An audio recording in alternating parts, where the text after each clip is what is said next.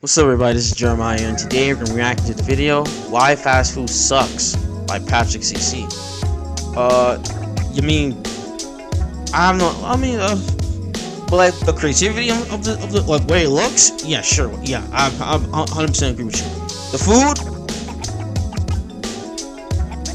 I can agree with you as well, because shoot, I've been here, because sometimes these fast food restaurants, man, my goodness gracious. But I have little to no knowledge of this, so this is this is new to me. So without further ado, let's react to the video.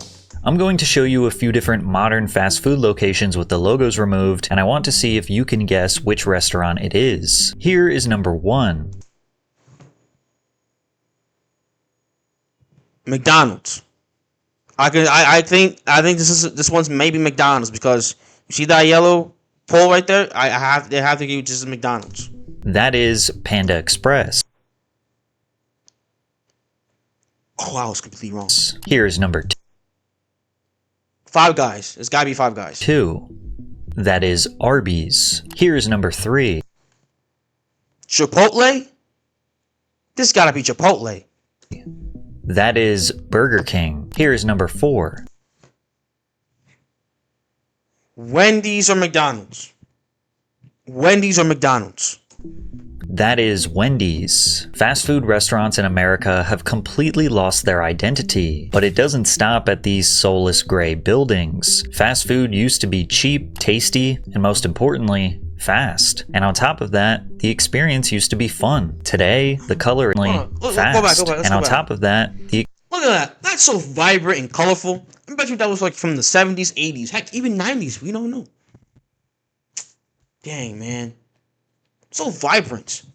What happened? experience used to be fun. Today, the color is gone. The prices for a meal are almost the same as a regular restaurant, and the service is slower than ever. But this did not happen by accident. In fact, it's all by design. And today I'm going to break down why fast food today is colorless, expensive, and slow. And while it might sound like all hope is lost, there is something you can do to change it. And if enough of us do that, we just might be able to return to the glory days. Modern American fast food buildings are the perfect representation of the soul that's been sucked out of the industry. What used to be these creative architectural fun houses have transformed into sterile gray boxes that are severely lacking identity. Some of them kinda look like modern homes, some of them look like banks, some of them just look some of them kinda look like modern homes, some of them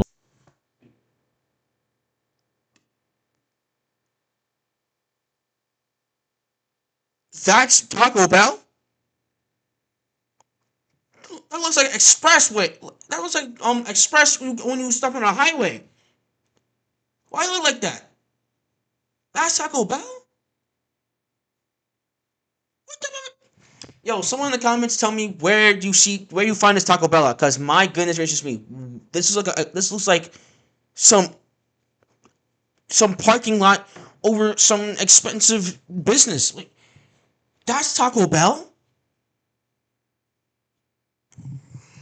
look like banks, some of them just look like corporate offices. But when you remove the logo, you genuinely could not tell what restaurant it was. Compare that to what this architectural illustrator...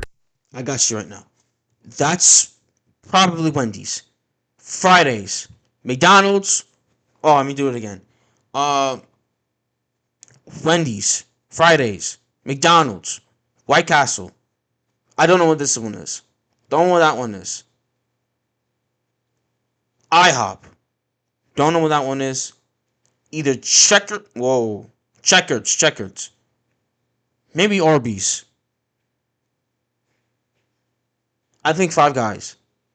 I don't know what that one. Maybe I don't know what that one is. Posted on Reddit. Even without the logos, you can still tell which building belongs to each fast food brand. Or can you? I'll see if in the comments one of you gets all 12 correct. Early Taco Bell locations were designed to evoke the look and feel of traditional Spanish and Mexican style architecture. The original buildings featured stucco walls, red clay tile roofs, exposed wooden beams, and arched entryways. Now, you get a gray box with a modern purple LED light. Pizza Hut's red roof became such such an iconic part of their that was pizza? Wow, I called that Wendy's. Ugh. design that now when a new business takes over the building and attempts to redesign, everyone knows it used to be a Pizza Hut. But today's Pizza Hut? Yep, another gray box. McDonald's used to have these big glowing arches you could see from a mile away. I was surprised to find out that there are still a few locations that maintain that 1960s vintage look. Take this Bloomington, Minnesota location for example. It still has the massive arches on each side, the red and white striped bricks around the edges, and red outline gives it this cartoonish but welcoming vibe. But sometime in 2023, they decided to get rid of all that charm and paint it gray. During McDonald's nationwide boom in the 1970s, they made a major rebrand to build locations faster. The red mansard roofs with the yellow accents that were supposed to resemble French fries is what most people remember visiting throughout their childhood. There are still a few locations out there that haven't been modernized. This one in Dunedin, Florida looks absolutely beautiful with the palm trees and the bright blue sky. Or check out this stunning Durham, North Carolina location. Nice. This photo was taken in 2021, but it looks like we took a time machine back to 1993.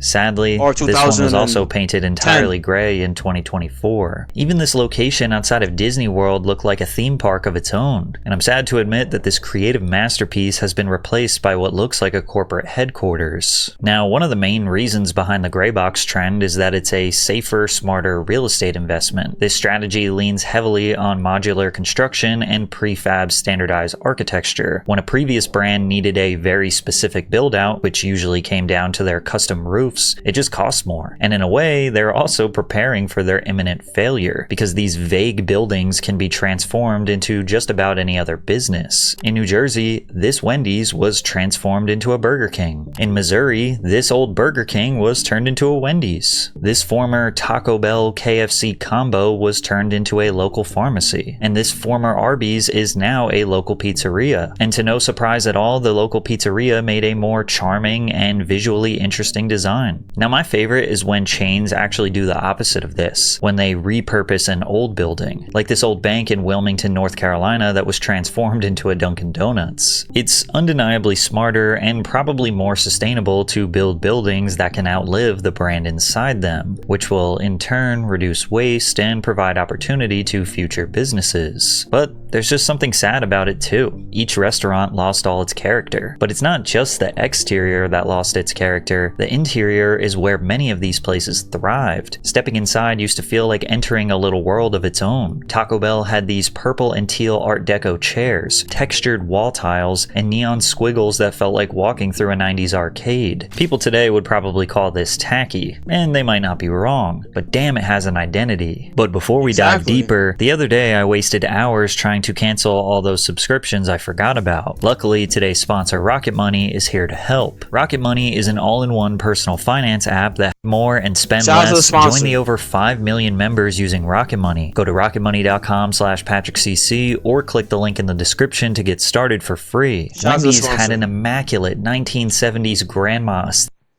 Ooh, this was Wendy's back then? That was Wendy's back then? Wow, I'm shocked. Aesthetic. Wood-paneled walls, stained glass lamps hanging above every table, plush burgundy booths, and soft yellow lighting that made it feel more like a cozy living room than a fast food joint. And these sunrooms? Dude, these sunrooms I think the Wendy's that's close to my house, it has the sunroof though. It still kept the sunroof. Yep. My Wendy's that's really close to my house, it has the sunroof.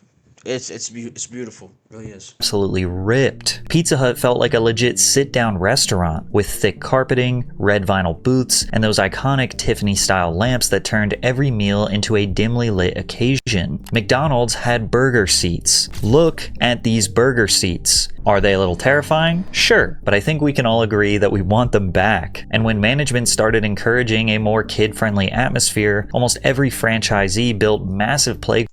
Especially, McDonald's was the king of this though. McDonald's were the kings of this. No joke. They were the kings of having their the whole restaurant plus all the kids set. I remember when I was 5 years old, I went to McDonald's. I was like near like a gas station, and like, bro, it was the place like this, like this right here. It was inside, but it was crazy though. It was awesome. I don't know what they did with it now, but I hope they still keep it. But if they don't, shoot, that's crazy, man. Grounds and indoor sets packed with massive tubes, nets, and ball pits to play in while the adults got to enjoy their meal. However, for years, McDonald's had been dealing with injury lawsuits where kids hurt themselves climbing around rope ladders and monkey bars. In a 5-year span alone from 1986 to 1991, 1,500 injury claims were filed against McDonald's when kids fell off their equipment or got trapped in one of their structures. Hundreds, if not thousands of injuries went unreported, and not to mention the sanitation concerns.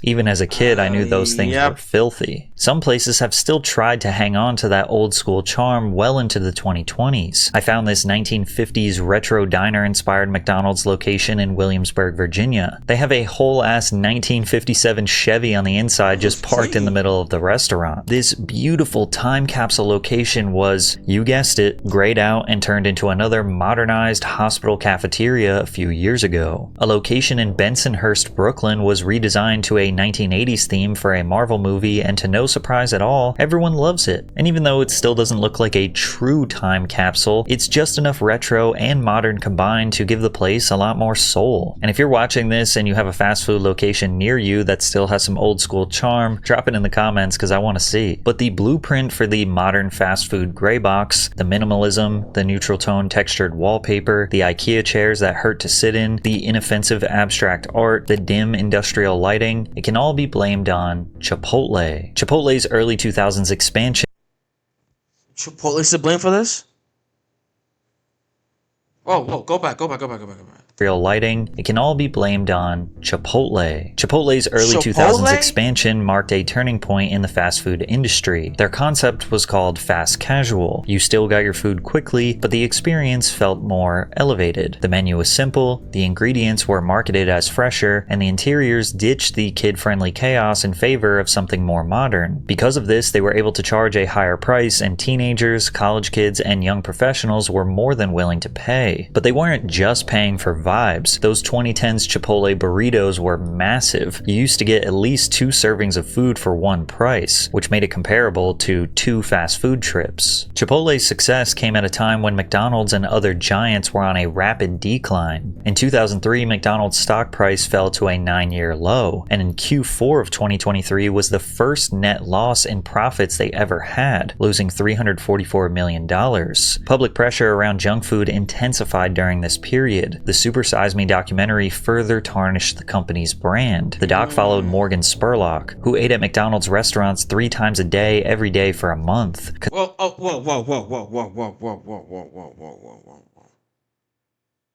Fast food is supposed to be, in moderation. You eating it 3 times a day? Why are you eating Big Macs 3 times a day? Why is he eating Big Macs? Why are you eating from McDonald's 3 times a day for 3 months? I'm gonna go back if I hear that clearly. Morgan Spurlock, who ate at McDonald's restaurants 3 times a day, every day for a month. You ate 3 times a day for 3 months? Why? Fast food is supposed to be for moderation. You're supposed to have it once in a while, not consistently. Consuming every item on the chain's menu at least once. At the end of the experiment, the 32-year-old had gained 24.5 pounds. This is an experiment. A 13% body mass increase, increased his cholesterol to dangerous levels, and became... Whoa. Why are you... What experiment? This is for experiment? He's 32 years old. To be honest with you, if you agree or disagree that this is natural selection, hey.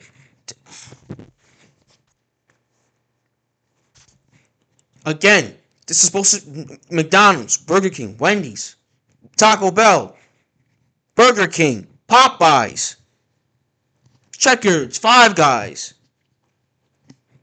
These fast food restaurants are supposed to be eaten once in a while for moderation uses only. Once in a while. You eating it 3 times a day? for 3 months, every single day, you're gonna get the result. And I bet you he knew that too. The proof the media needed to paint fast food as the face of America's obesity crisis. So while McDonald's scrambled to repair its image, Chipotle was thriving. I understand the fact that, yeah, the fast food from all these places, especially like McDonald's and Burger King, stuff like that, yeah, it's fattening. But the thing about it is that you're supposed to have it in moderation. You're supposed to have it in moderation. Moderation. Not consistently eat it every single day or weekly.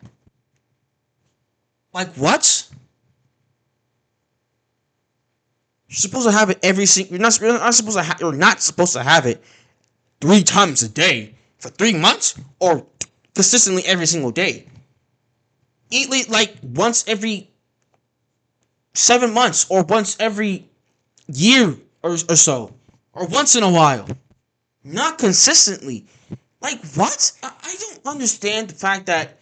Yeah, there was an obesity problem. We still have an obesity problem today. But the thing is that, like, you gotta watch what you eat. You have to watch what you eat. To be honest with you, you really gotta watch what you eat. Like, your body's a temple. It's written, your body's a temple. That's in the Bible too. So you gotta read that. Your body's a temple. You gotta take care of it. Like, come on, people. You can't just see. You can't just keep like you see random food and you just eat it consistently and every day the same. Like, come on, man. Come on.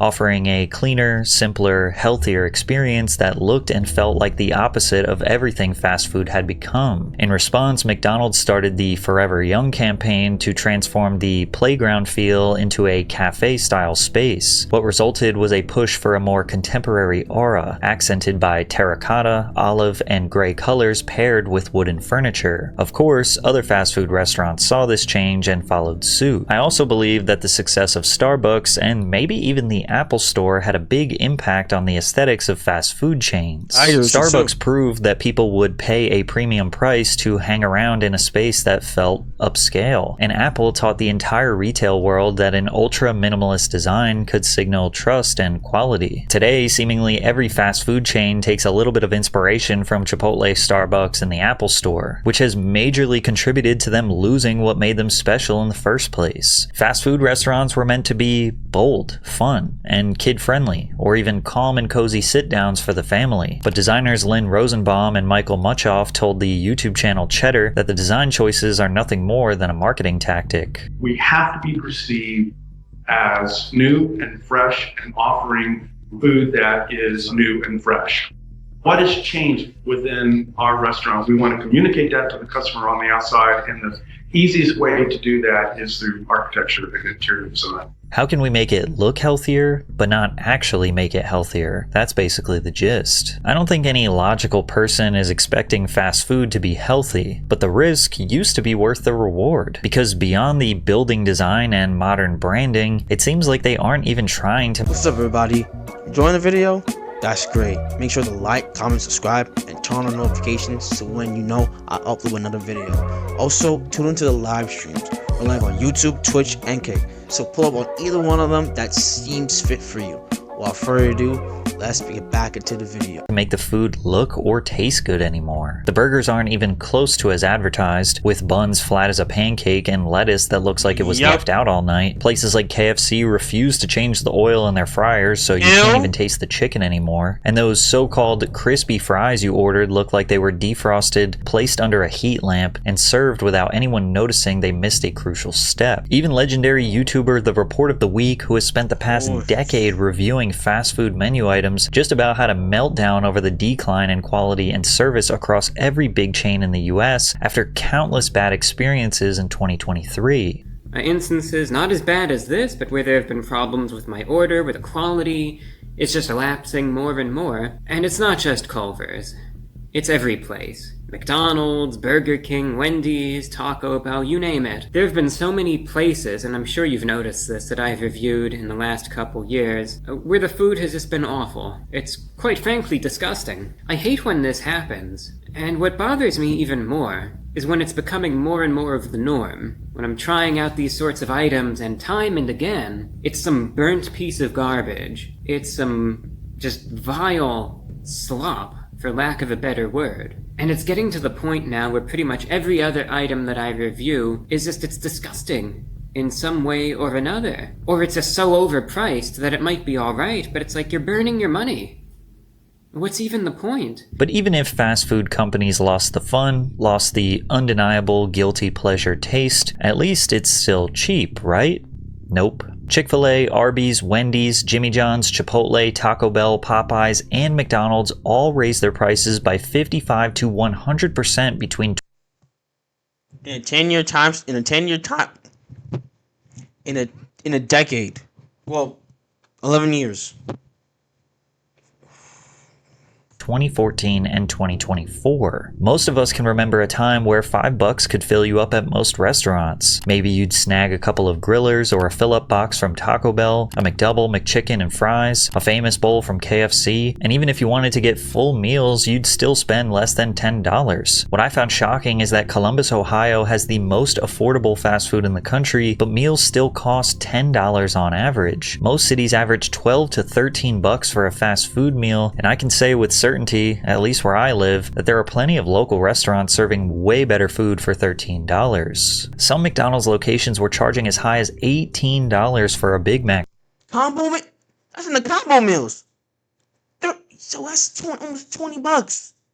Meal. In 2024, the McDonald's president Joe Erlinger attempted to address many of the concerns that Americans had with McDonald's prices significantly rising. What's funny is that they made this graphic that claims to debunk a bunch of myths, while claiming that the facts state that they have only raised their prices by 20 to 40% since 2019. Like they put this obnoxious claim as a myth. McDonald's medium fries increased by 138%, just to attempt to soften the blow when they say that the fact is that the average price of a medium fries was a 44% increase. Like we're supposed to be like, oh, only a 44% increase for fries that are soggy, cold, and take 20 minutes to get?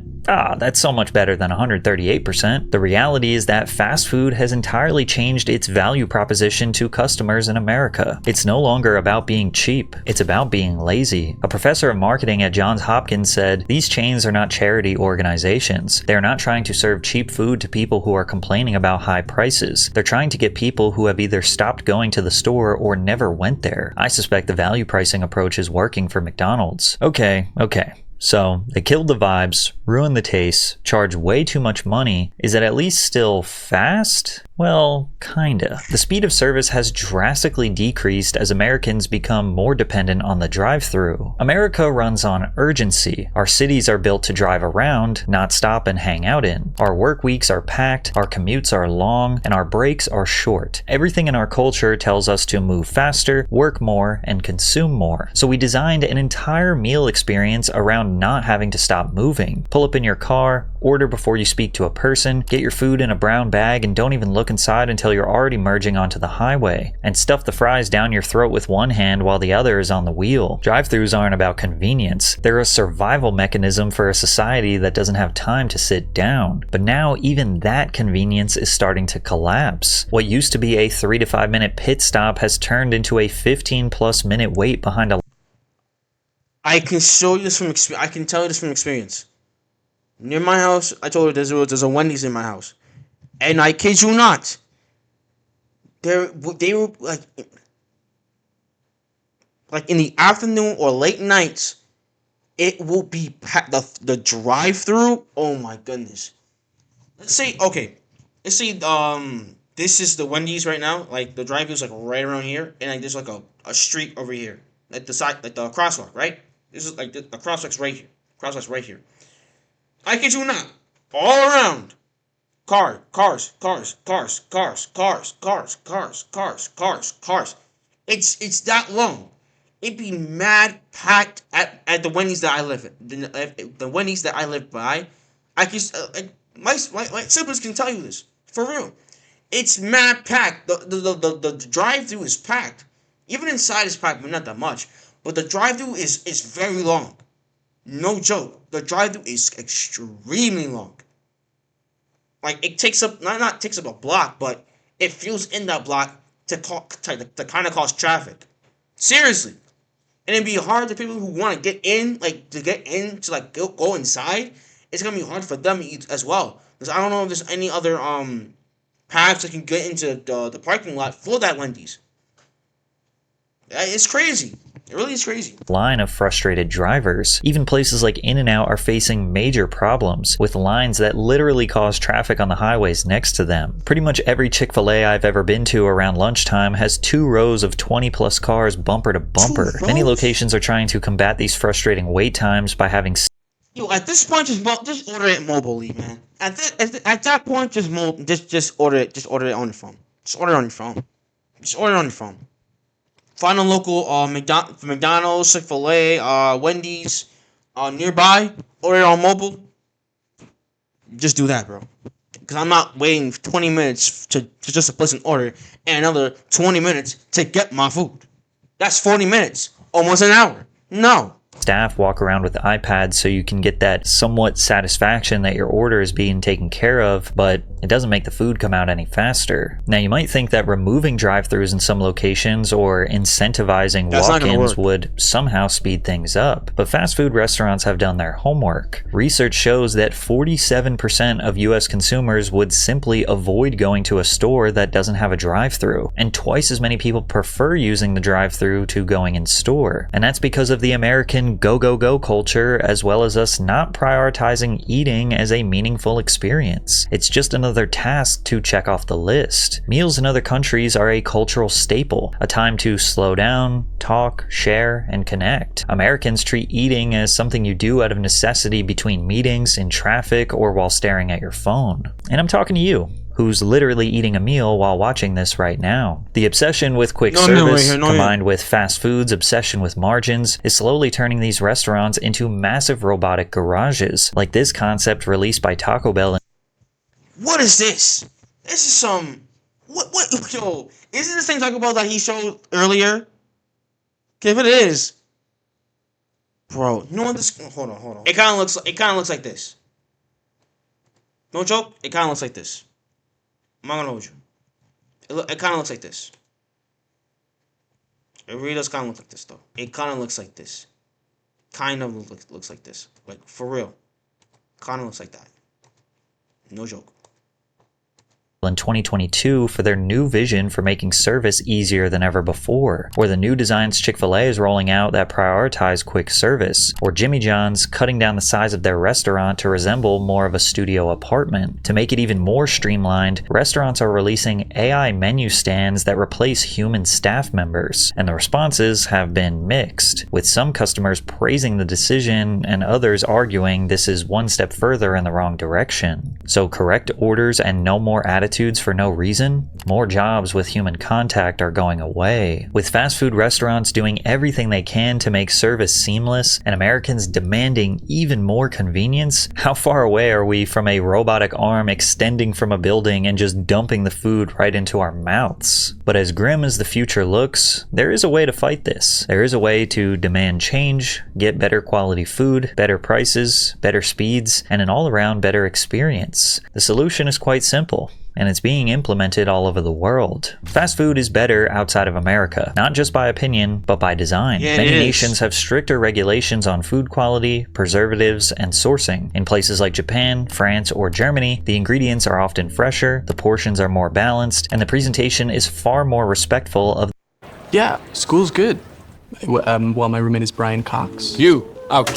You know, I think he's the dining experience. But this change didn't necessarily happen out of respect, it was by force. Like in France, when 5 activist farmers tore down a McDonald's that was being built in the southern town of Malo in August 1999. They handed out Roquefort cheese at the protest, which they said was to denounce US import restrictions and hormone-treated beef. But this was a calculated attack. In that same week, French farmers dumped 6 tons of manure on a McDonald's restaurant in Arles. This was a symbol of resistance against American food imperialism and the spread of unhealthy, standardized meals. And it wasn't just about the food, they were defending culture, agriculture, and tradition. And it worked. French consumers began demanding locally sourced ingredients, and McDonald's responded. Today, around 75% of the food served in McDonald's France is sourced domestically. Now, this doesn't mean go and destroy your local McDonald's, but it is proof that a protest goes a long way. Also, McDonald's Europe became the first food service retailer in many markets to sell Marine Stewardship Council certified sustainable fish. The MSC is widely considered the gold standard certification for sustainable wild-caught seafood, because if they did not meet these standards, then European countries would simply not allow them to serve fish. In India, they mostly don't serve beef or pork items due to religious values held by the citizens. In China, they serve taro pies. Taro is a plant native to Southeast Asia whose roots and leaves are used for food in this region. In Saudi Arabia, 100% of their menu must be halal. Therefore, all products served at McDonald's restaurants are inspected and approved by local authorities and Islamic inspectors at the countries of export. The point is, McDonald's and other fast food restaurants will abide by socio-cultural, religious, food preferences, and environmental factors, or they will simply not be allowed to serve food in that country. And they might even complement the country with a vibey atmosphere. They'll serve food in decommissioned planes in New Zealand, a colorful building pagoda in China, or a ski up in Sweden. The end result: better service, better food, better vibes, and customers who treat eating as something worth sitting down for. All of these point to the fact that fast food restaurants can still be colorful, fun, cheap, and have the best quality food available for their meals. It's just that they only change when people finally start to walk away. This is not the answer you want, but it is the truth. Sure, the buildings are gray and bland. Sure, the service is slow. Sure, the food doesn't taste as good and corporate greed is driving up the price. But you can protest. You can just stop going, and they will be forced to resort back to the things that made these restaurants special in the first place. But until most of us refuse to order from these fast food restaurants,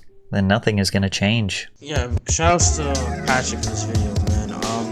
Yeah, it's crazy. It really is crazy. The lack of quality of foods, the drive-thrus, overpricing, the lack of quality in the building itself, and inside and out. It's terrible, and we gotta do something about it. We got to do something about it. We gotta do something about it. We because if we don't do anything about it, it's gonna keep more of these modernized buildings, modernized inside and out, exterior, interior buildings of fast food places. The quality of food hasn't changed. It's still same old slop, and it's a problem. It's a problem. And we see other countries outside of America doing it 10 times better than us. No joke, they're doing it 10 times better than us. So shout outs to Patrick again for this very important video. The video will be linked in the original video will be linked in the description down below. Follow me on all the socials. With all that being said, this is Jeremiah. God bless you. Jesus loves you. Repent and be saved. I'm out.